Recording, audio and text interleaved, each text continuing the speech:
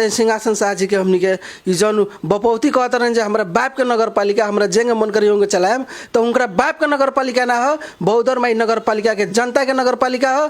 तो खबरदार हम आजे के अंतर्वार्ता के माध्यम से लोग जानकारी करावे के चाहे बहुदरबाई नगर पालिका के कि बहुदरबाई नगर पालिका के जनता लोग के बीच में नगर प्रमुख जौन सिंहासन शाह तेली जौन भ्रष्टाचार के जौन चरण सीमा रखले बानी, घर भाड़ा ना करोड़ों रुपया साल के 2 करोड़ रुपया साल के डोड़ हाजिरी में अपन अपन नातेदार को दमाद साड़ू भाई के सब के रख के आ करार में बिना योजना के बिना समझौता के आ कर्मचारी के नियुक्ति करके आधा पैसा अपने खाता नहीं आधा पैसा वो लोग को दे के कर्मचारी में डोड़ हाजिरी में अपने जौन दुरुपयोग कर रहा बानी, एकरा में भी अपने के सचेत होके के पड़ल। समिति में उनकरे आदमी बा, अनुगमन समिति में उनकरे आदमी बा।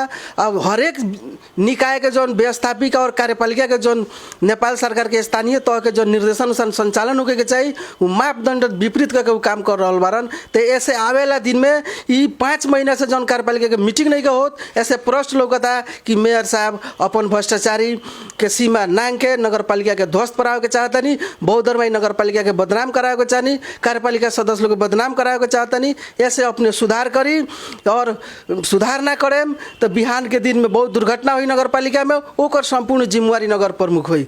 देखल जाओ आज महावीरी झंडा लागल ढोकैला बोहरी में, महावीरी झंडा में कोनो कार्यपालिका सदस्य के वहाँ के मुखिया तक लेके सूद पूछना भइल। एकलौटी अपन बपौती हमर मेला कह के वहाँ के नगर पालिका के पैसा पेशकी निकाल के, दसैं पर्व के पैसा पेशकी निकाल के कर्मचारी के नाम पर आज एकदम चरमबद्ध रूप में वहाँ के भ्रष्टाचार कर रहा बानी, नगर पालिका के लूट रहा बानी। ईंधन से लेके कर्मचारी से लेके घर भाड़ा से लेके अपने के भ्रष्टाचार के सीमा नांग करके आ उ काम कर रहा बानी। ऐसे जनता भी जागरूक होको आवेला दिन में बिहान से अभी से जनता जागरूक हो। मेयर साहब जौना टोंग में जाता नहीं वहाँ से जवाब पूछी कि राउर ही साल के बजट जौन विनियोजन भइल बा ओमे 70% बजट मेयर साहब खाली वितरण मुखी में रखले बानी। धान के बिया अपने मन से बांट लेता नहीं, टंकी अपने मन से बांट लेता नहीं, बोरिंग अपने मन से, इतना तक लेना इतना स्वार्थी मेयर 753 के स्थानीय तो हमने नहीं किसी देखले कि अपना घर के अगाड़ी बोरिंग अपने स्वयं गाड़ के अपना घर में पानी यूज कर रहा बार। नमस्कार, हमार नाम जितेंद्र पटेल परी, हम बहुदरबाई नगर पालिका के 2 के वार्ड अध्यक्ष बानी। आज बहुत एगो संदर्भी बात बा कि बहुदरबाई नगर पालिका के आज के 2080 साल कार्तिक महीना में जौन शुभ दीपावली और छठ के बहुदरबाई जनता के विश्व के लोग के भी हम संदेश देवे के चाहें कि माता लक्ष्मी सबके उन्नति और प्रगति में सहयोग करस और बहुदरबाई नगर पालिका के उन्नति और प्रगति हो कह के हम बहुदरबाई से कामना करे के चाहें।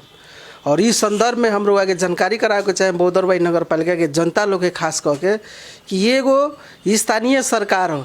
नेपाल देश के ई जौन अपने के स्थानीय तह के जब संरचना भइल बा 3 तह के सरकार, तो 3 तह के सरकार में 753 को में से हमनी के एगो बहुदरबाई नगर पालिका भी एगो स्थानीय तह।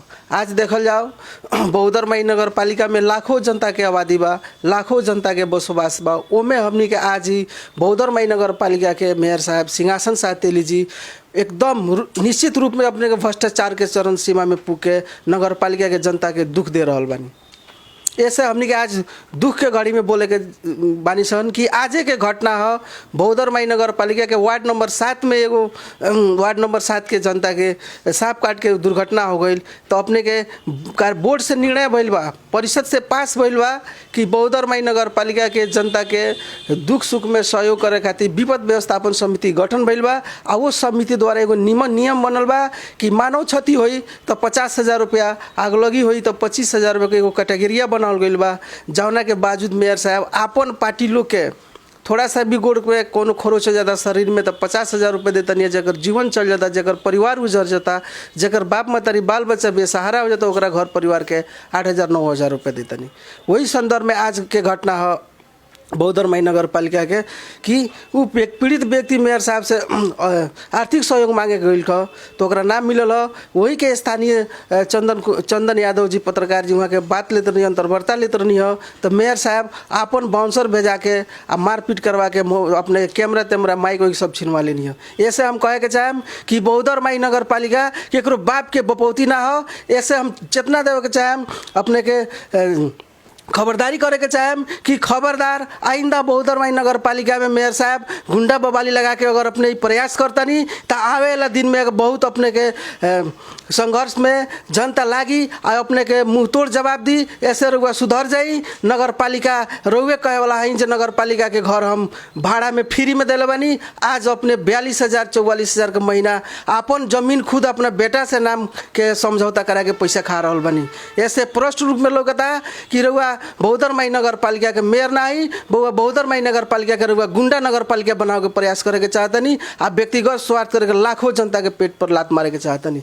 तो खबरदार हम आजे के अपने के अंतर्वार्ता के माध्यम से रोके जानकारी करावे के चाहे बहुदरमाई नगर पालिका के कि बहुदरमाई नगर पालिका के जनता लोग के बीच में नगर प्रमुख जौन ई सिंहासन साथ जौन भ्रष्टाचार के जौन चरण सीमा रखले बानी घर भाड़ा ना करोड़ों रुपया साल के 2 करोड़ रुपया साल के डोड़ हाजिरी में अपन अपन नातेदार को दमाद साड़ू भाई के सब के रख के आ करार में बिना योजना के बिना समझौता के आ कर्मचारी के नियुक्ति करके आधा पैसा अपने खाता नहीं आधा पैसा वो लोग दे के कर्मचारी में डोड़ हाजिरी में अपने जौन दुरुपयोग कर रहा बानी एकरा में भी अपने के सचेत होके के पड़ल।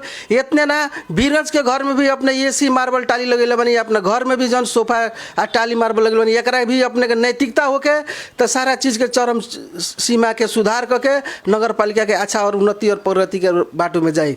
बजट जौन नगर पालिका के विनियोजन भइल बा एमे भी गद्दारी भइल बा। हमनी के भी समझौता हो हमनी के आदरणीय नेपाली कांग्रेस के सभापति जनार्दन सिंह छेत्री दाई के बीच में हमनी के समझौता भइल बा रहे कि नगर पालिका में विषय के समिति बना के आएगो नगर पालिका के गुणस्तर स्तर में दे के नगर पालिका के जनता के बीच में एक विकास निर्माण के लहर फैलो जनता के हमनी के सुख दिसन कर तौना के कारण एकलौटी विपद व्यवस्थापन समिति में उनकरे आदमी बा अपने के लेखा समिति में उनकरे आदमी बा अनुगमन समिति में उनकरे आदमी बा। अब हरेक निकाय के जौन व्यवस्थापिका और कार्यपालिका के जौन नेपाल सरकार के स्थानीय तह के जौन निर्देशन संचालन होके के चाहिए वो मापदंड विपरीत करके वो काम कर रहा बारन। तो ऐसे आवेला दिन में ये 5 महीना से जौन कार्यपालिका के मीटिंग नहीं का होत ऐसे प्रश्न लौकता कि मेयर साहब अपन भ्रष्टाचारी के सीमा नांग के नगर पालिका के ध्वस्त करावे के चाहतनी बहुदरमाई नगर पालिका के बदनाम करावे के चाहनी कार्यपालिका सदस्य लोग के बदनाम करावे के चाहतनी। ऐसे अपने सुधार करी और सुधार ना करेम तो बिहान के दिन में बहुत दुर्घटना हुई नगर पालिका में ओकर संपूर्ण जिम्मेवारी नगर प्रमुख हुई।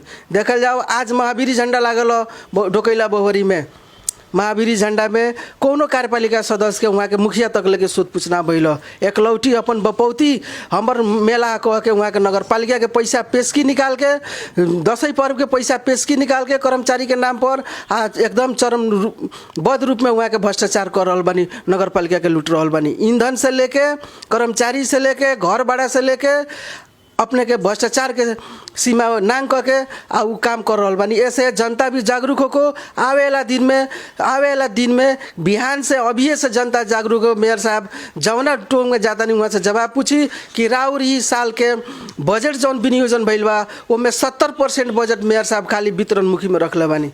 धान के बिया अपने मन से बांट लेतनी टंकी अपने मन से बांट लेतनी बोरिंग अपने मन से इतना तक लेना इतना स्वार्थी मेयर 753 के स्थानीय तह में हमने किसान देखले कि अपना घर के अगाड़ी बोरिंग अपने स्वयं गाड़ के अपना घर में पानी यूज कर रहा बारा। 4 महीना में आय व्यय के प्रस्तुत होके के चाहिए पालिका के मीटिंग प्रत्येक महीना में एक बेर अनिवार्य रूप में एक रूप में संविधान के एन में दिले स्थानीय सरकार में मगर 5 महीना से प्रमुख प्रशासकीय अधिकृत भी बैठक नहीं कर राखत। उनका का स्वार्थ बा कहता रहे जब मेयर साहब बैठके नहीं कर देत तो ऐसे कहम जे रउआ कानून का उल्लंघन करता नहीं तो कानून के कुछ हमनियो भाग जानता नहीं सन।